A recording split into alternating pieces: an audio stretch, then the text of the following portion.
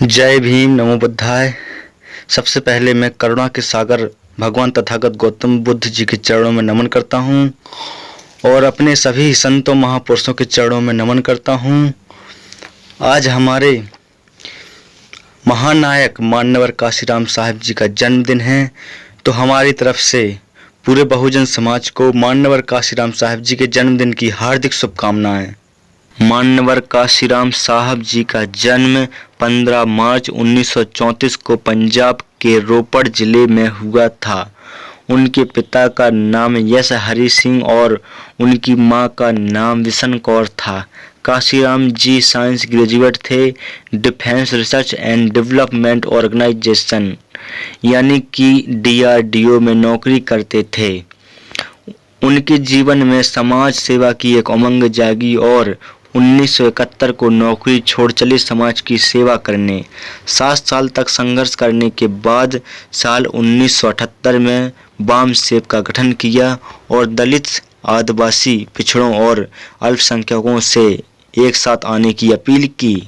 उनके संघर्ष के जीवन काल में आर्थिक स्थिति कमजोर होने की वजह से उन्होंने समाज के सरकारी कर्मचारियों से एक निश्चित धनराशि संघर्ष में देने की अपील की। समाज में उनका कारोबार बढ़ता ही जा रहा था। साल 1981 में दलित शोषित संघर्ष समाज समिति की स्थापना की और फिर 14 अप्रैल 1984 को BSP की स्थापना की। उनको बाबा साहब के सत्ता ही सभी तालों की चाबी है सिद्धांत पर पूरा भरोसा था। काशीराम जी के नारे वोट से लेंगे PM CM और आरक्षण से लेंगे SPDM, जिसकी जितनी संख्या भारी उसकी उतनी हिस्सेदारी। 15 एंड 85 का नारा दिया और 1 man 1 vote 1 vote 1 value, vote की कीमत बताई समाज को। उन्होंने अपने जीवन में शादी नहीं की। एक बहन की शादी और दूसरी बहन की मृत्यु में भी वो अपने घर नहीं गए।